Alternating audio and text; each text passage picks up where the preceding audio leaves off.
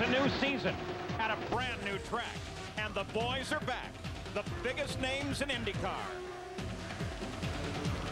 The gang's in Miami, and IndyCar is ready to race.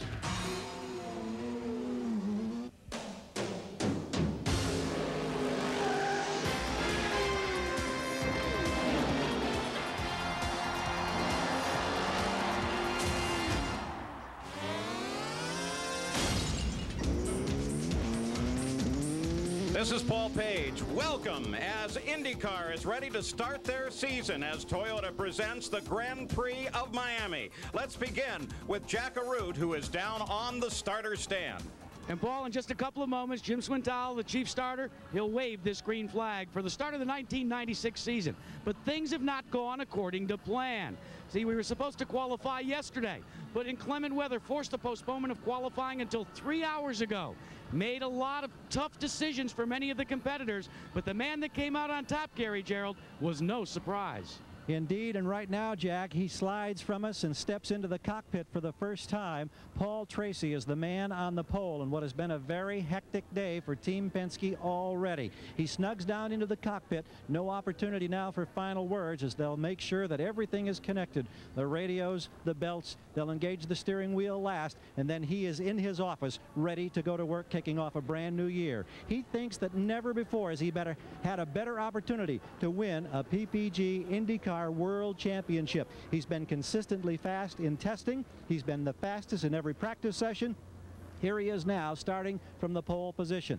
The primary concern, it may be one of reliability. Will everything hold together for the race distance? Those are just some of the thoughts going through the mind right now of young Paul Tracy. He starts from the #1 position. Paul? Well, in just a few minutes, the call will go out to command the engines in 27 Indy cars to life as they are ready to begin a season-long 3,689-mile odyssey that ends up by determining the PPG IndyCar World Champion. Now, this year's schedule begins with 2 brand new ovals here at this magnificent facility at Homestead, and then in 2 weeks we're off to Rio de Janeiro and we'll race on an oval there. Now, both of those races will be right here on ABC Sports, as well as 10 other IndyCar races in the schedule. The remaining races will be covered by ESPN, and that will include, on the Memorial Day weekend, the US 500. Now, most of the drivers in the field here today are planning to race on Memorial Weekend at Michigan International in the US 500 and not at the Indianapolis 500. And who are these drivers? Well, to my mind, they are the best in the world. Certainly the most versatile. They race on everything from a super speedway down to a natural terrain road course, and they include the short tracks. And when you consider the starting lineup here today, well, the teams alone, of the 19 teams represented, 12 of them have had IndyCar wins. Of the 27 drivers represented here, 10 of them have had IndyCar wins, and 4 of the drivers in this field are IndyCar champions. So, Danny Sullivan, the fight for the championship is just ready to go. Well, that's right, Paul, but when everybody shows up at a track, they want to win that race, the one right here in Homestead, Florida. But the smart guys, the guys that are really going to be the champions at the end of the years, are the guys that are thinking championship, and they want to come away from here with the most points they can. Remember, the great Dale Earnhardt said at Daytona, he said, I want to win this race, but the championship is the most important thing, and that's what they're going to be thinking about today. The stands are full here, and we are ready to go racing. The very first race of the IndyCar season at Homestead, the only track with a water ski course out in the center of the track. We'll be right back.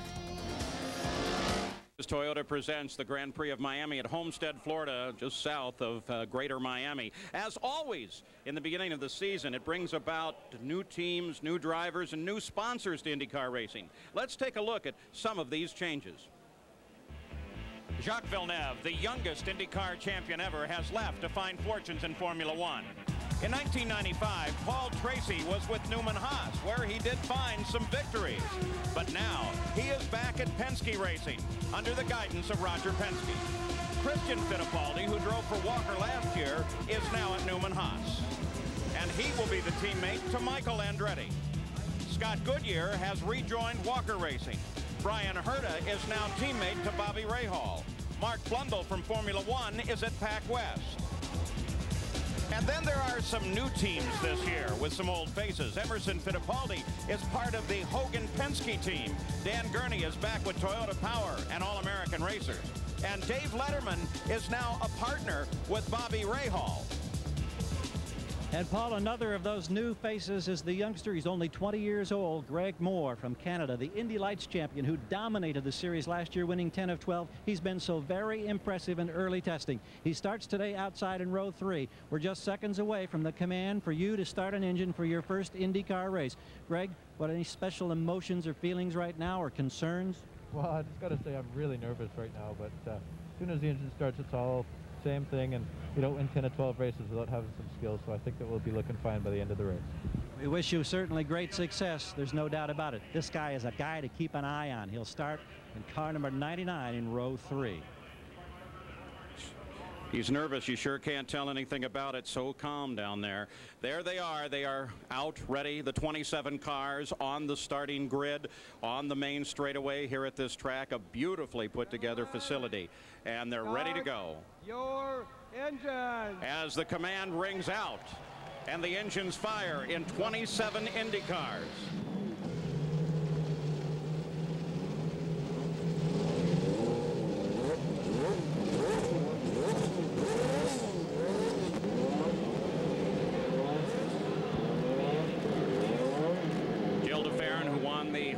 Race of last season at Laguna Seca over the shoulder of Robbie Gordon as we're set to go racing here.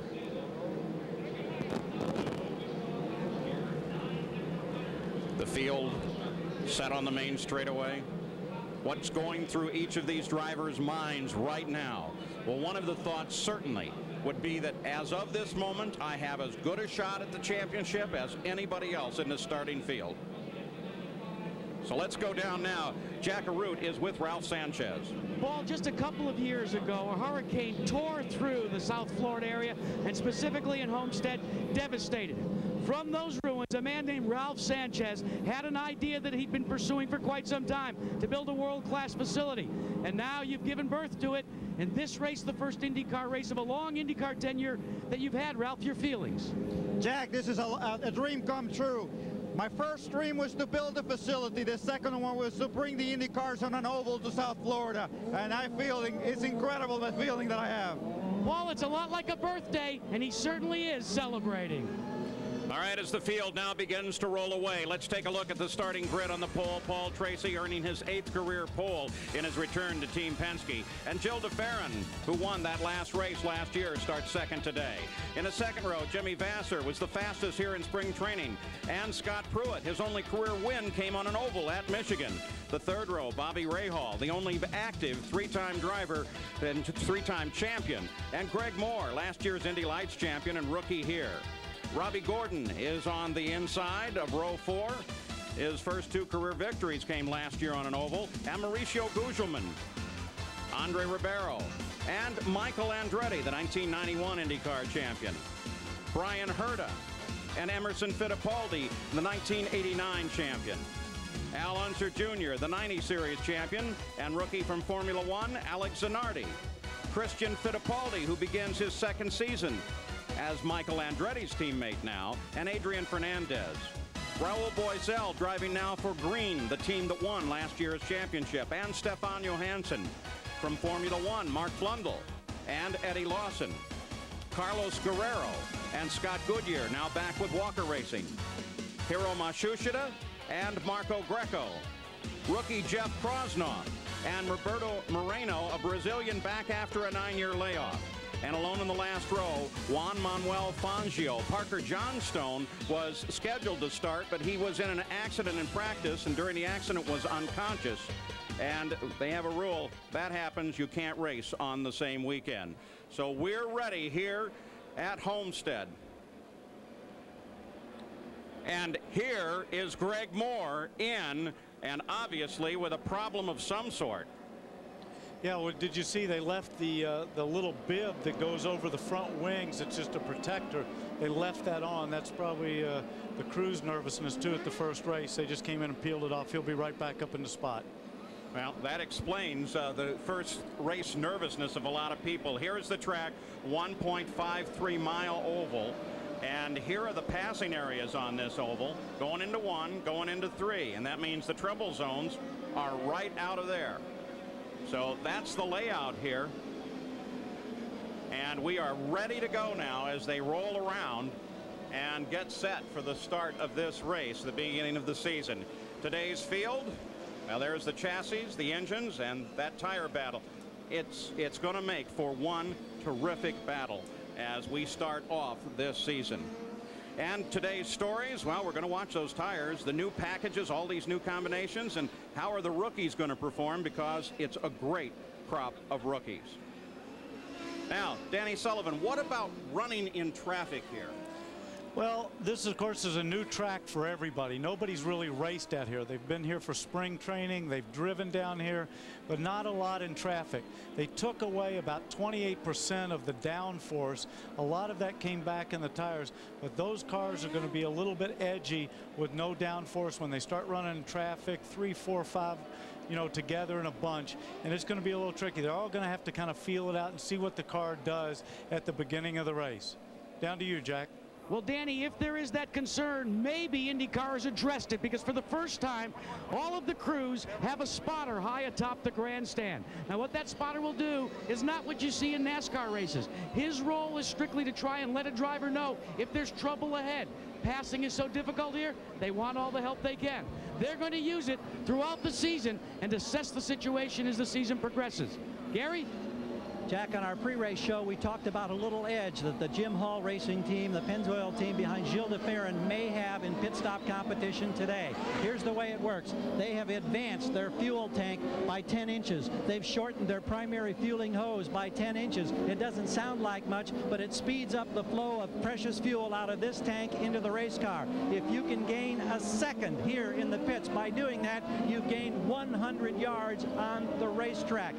It's tough to pass, as Danny was just saying. If you can gain 1-2 seconds in here, it could be the difference between winning this race, maybe finishing on the podium, or being way back in the middle of the pack. Jim Hall's innovative crew coming through once again. They hope they've got an extra edge. Paul?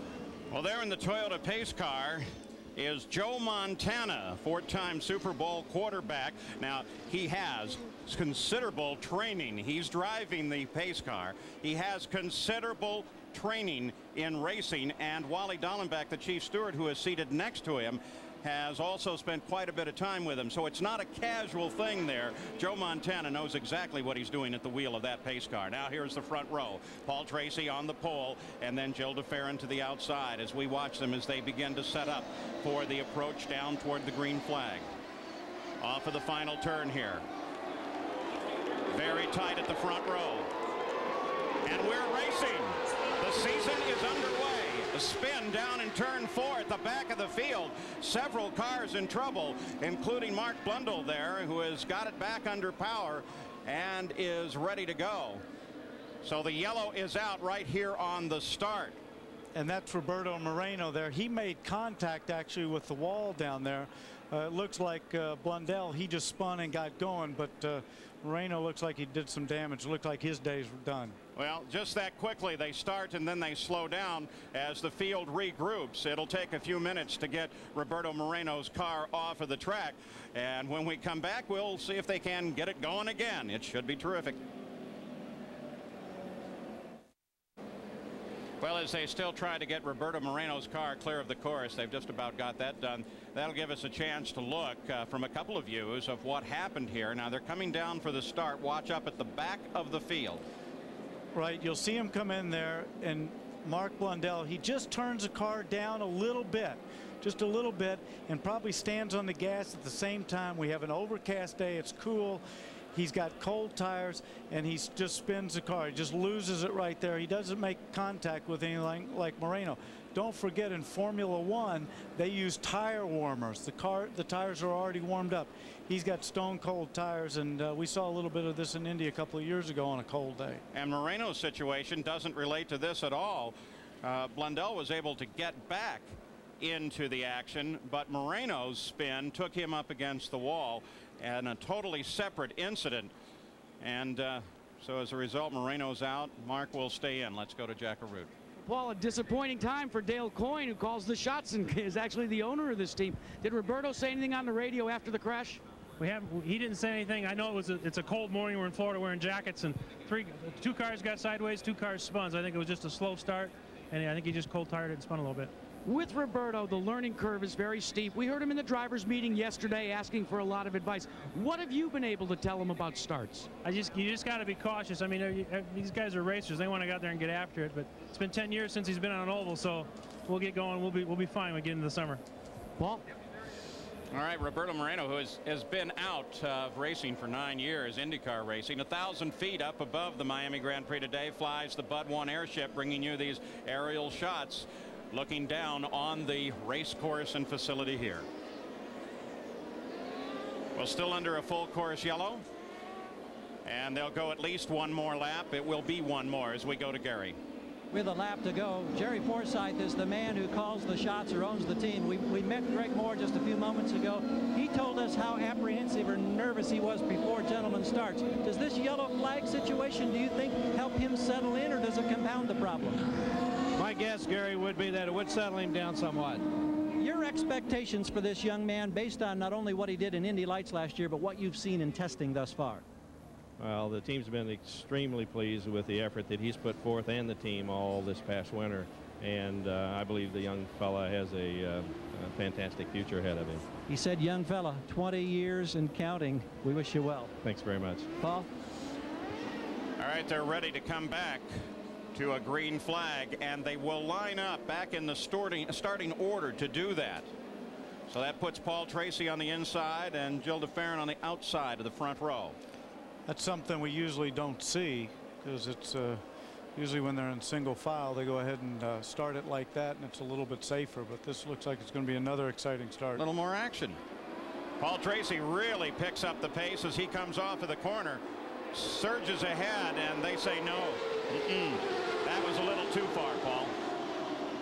Always a questionable thing too, though, because those guys accelerating at the back can't always see. That's right, but also I think something we shouldn't forget is it's the first race of the season. Everybody's anxious. A lot of them are in new teams. Everybody's pumped up. It's a cool day. They want to get that temperature in the tires, so you might have seen that a little bit, anticipating, hoping to get a run down into turn 1. So actually we have 4 laps into the record book, though all but about 100 feet of those under the yellow flag. The yellow came out immediately upon the start in this first race of the season, as I think everybody's shaking off some of those first race jitters here. Paul Tracy, the pole sitter, bringing them down, and then the incident, 2 separate cars in the back of the field. They'll try to get aligned again and see if we can't get a start now.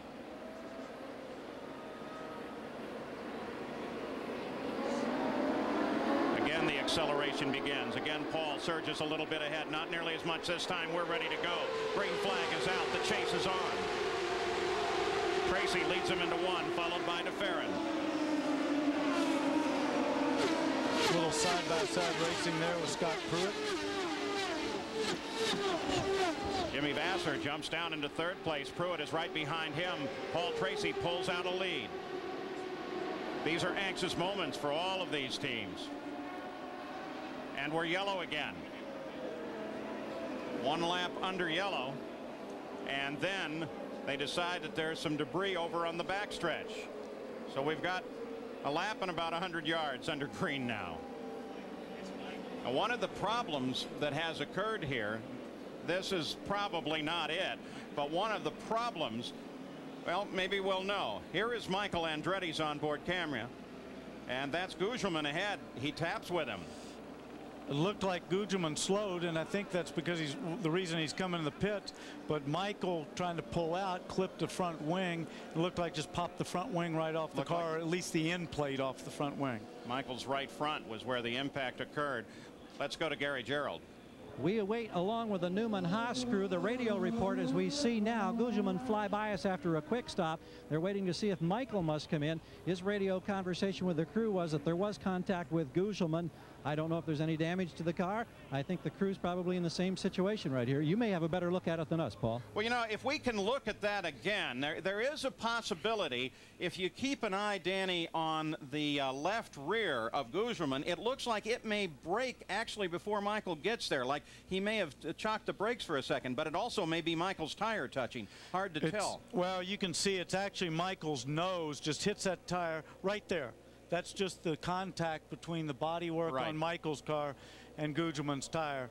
And Maurizio did come into the pits and change the tire. I don't know if he had a problem why he slowed, and that's why Michael went by him so fast. But that's pretty close drafting on the first lap. Also, as they came to the yellow, Brian Herta surged past Al Unser Jr., and as a result, they are going to throw a penalty when they come back to green flag racing. That's the report that we have right now. So Michael Andretti heads into the pits, and this will give us a better idea of what kind of damage. You called it exactly right, Danny. Well, I'd like to say something here too. I think what we're seeing here is a lot of the viewers might be thinking, why is this getting just so hard to get going, the race here? But I think what we're seeing is just first race jitters. Everybody's new positions, everybody's pumped up, they're thinking about the race and the championship, and we're just seeing a few little mistakes early on. Well, I think again exactly what you said, that so much is on the line in regard to the championship, though you normally don't think about it until you get toward the end of the year. It's on the line right now. Let's go to Gary Gerald.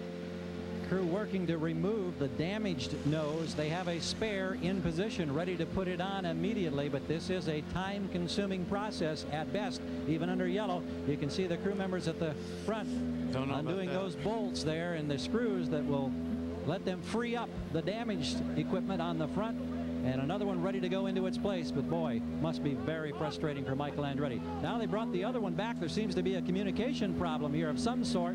Maybe they're going to send him out without a nose so that he doesn't lose a lap. Oh, and he stalls it. Oh, man. Throwing things down here. They are so frustrated. The starter comes back. They didn't want him to lose the lap. Here come the safety cars. They go by to his right, not more than 25 yards away. The engine comes to life. Now they may go ahead and just put on the spare nose, but the damage has been done in two senses. First to the nose itself, now the fact that they've lost a lap to the field. And you're probably thinking that the yellow, for just a glance off the wall and the debris, shouldn't be this long, and it has been extended now with the yellow because it is raining. It's a light rain, a very light rain, but one that will affect the racing. Let's go to Jack Arute. Well, we've been plagued by rain showers for the last 2 days, and you may not be able to see it right now, but it is beginning to sprinkle. One of the problems, on a road course, you might see a rain tire go on. But at this point in time, development work by both Goodyear and Firestone has precluded the use of those type of rain tires on an oval track configuration. Now the word, and if you've been following racing, you and Danny Sullivan and myself, we all know that some of the tire companies have been experimenting with putting grooves on the slicks in hopes that maybe someday we could run in the rain on an oval, but not today in Homestead. We're back going green. Paul Tracy leads them down. Tracy to Farron, Vassar, Pruitt, Rahal. Rahal, as Gordon tries to make a move. You're on board Robbie Gordon as he just moves past Rahal. And that puts Gordon into 5th place. You could just see there for a second the raindrops on Robbie Gordon's in-car camera just going across the front of it. Why is rain so critical at a point like this? You would think that by now the tires would be developed to a point where they could handle it. Is it the compromise with high speed? It's a high speed, it's the banking, it's the drainage of the track, and they've never traditionally run on an oval track. They'll run a little bit in the rain because the tire is warmed up, the track's going, it won't be a big problem. But right at this moment, if it gets heavier, then they'll have to come in. Now here's what we're going to try to add to some of the programming this year as we cover Indy cars. Is the top of your screen, the laps to go, the leader of the race and how much he is leading over 2nd place by, and then down the right side we'll show you the entire field and the interval back from the front. Hopefully this will help keep us all a little better informed as we go through the year and help you keep track of your favorite driver.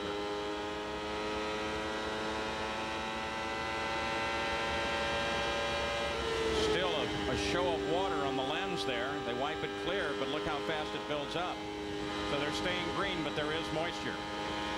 There is some moisture out there, but those little drops at the moment, Paul, they won't really affect the driver or anything. There's Greg Moore trying to make a move on Robbie Gordon.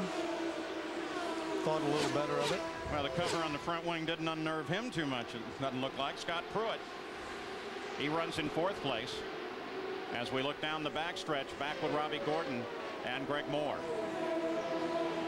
Don't forget these guys at the moment too. The race is now just started. They're settling in a little bit in the groove, feeling what their car is doing on full tanks and also what it's doing in traffic, because don't forget they haven't run under these conditions with the reduced downforce that the rules brought into play in 1996. And theoretically that reduced the downforce substantially, but you know, these engineers, a few turns of the pin, or now I guess the computer-aided design, they get it back. Also the tires, been a lot of work done on those over the winter. Well, and don't forget, you not just have the engineers for the cars, you've got the tire engineers, because now with Goodyear and Firestone in the series, they both want to have a little bit better tire. Then the engine manufacturers and the turbo manufacturers, everybody's trying to improve and make their product better. Al Unser Jr. on the move, started 13th, is now up to 8th, closing on Bobby Rahal. You know, Al's one of those guys too that he's not traditionally a great qualifier, but he is always working on his race setup, and I think you're going to probably see him moving through the pack a little bit. He's got a really good car. Already the front of the field beginning now to overhaul the back of the field. So you saw DeFerrin and Vassar move out. Pruitt now out and around. Look at Moore almost down to the grass as he challenges, tries to get inside. Gordon does it. We say this young kid was going to be super. That was a good move on him, and I think it was set up by Robbie probably being held up a little bit in that traffic. There's Jimmy taking a look at Gilles DeFerrin, seeing if he could get by for 2nd place. Tracy, DeFerrin, Vassar, Pruitt, then Greg Moore, and then Robbie Gordon.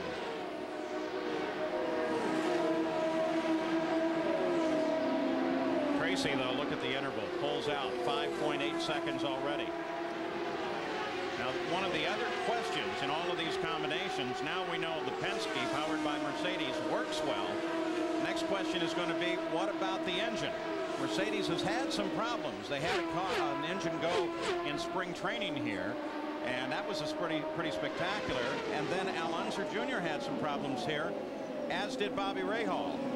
And we are going back yellow, and this is moisture on the track, which we call rain.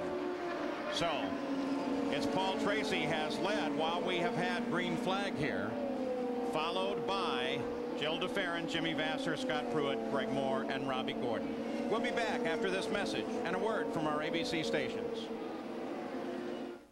Well, we're still under a full course yellow here, so let's go down and check in the pits, beginning with Jack. Well, Paul, one of the fascinating things about IndyCar racing is the stories that oftentimes we don't get a chance to tell you. During practice for Scott Pruitt and his Pat Patrick team, Scott could only muster about 13th fastest time. Then in qualifying today, he set 4th fastest time. Now, what was the difference? You aren't going to believe this, but when he came in after practice, he told his crew that his foot felt as if it was slipping off of the throttle. So a high-tech answer to that: take a piece of adhesive-backed sanding paper and put it right on the throttle. He said now the grip between the foot and the throttle is solid, and it seemed to account for it, his 4th fastest time. Those little things matter a great deal, don't they? Well, they do. Driver comfort when you're in a cockpit that small and that tight is critical. And I know not so much in something like that, but I found one year my foot was coming off of the throttle at Phoenix because it was just being pulled away. The pedal was too far away from me, and I couldn't hold it under with all the G-forces when it was taking me around the track. And they discovered that, wait a minute, you're not going around here flat. And they had to fix the throttle. We're still under yellow for rain, moisture on the track, as they call it here, as we see Jeff Krosnoff making his in and out. You were concerned about a pass earlier on.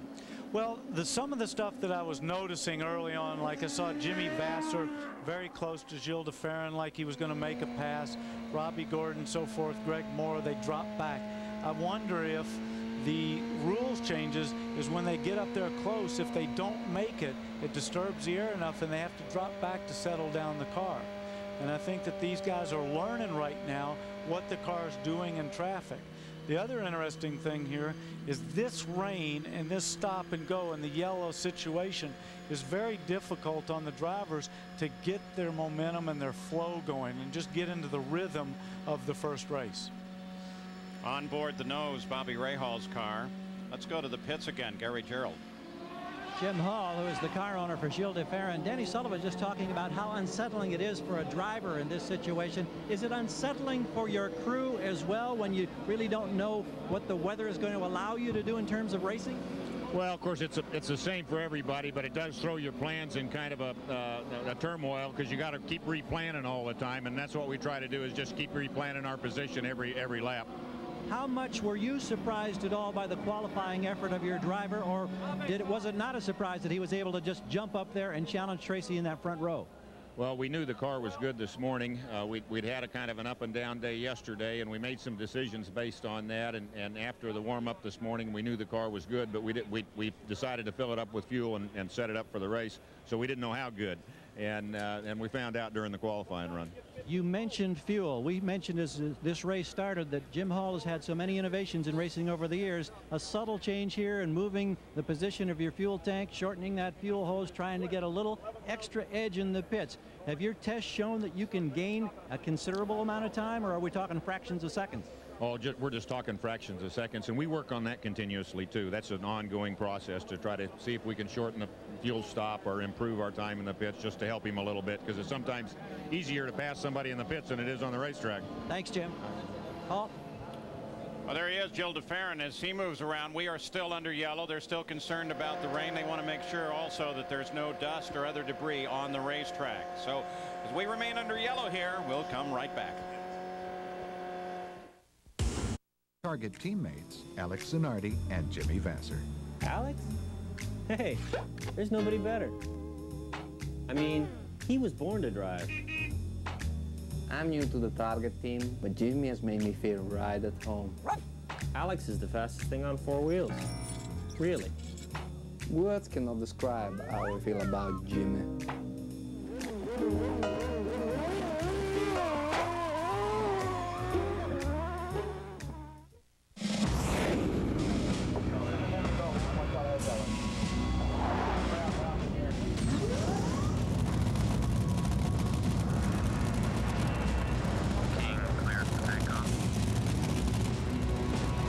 Kenny Bernstein's Budweiser King Top Fuel Dragster.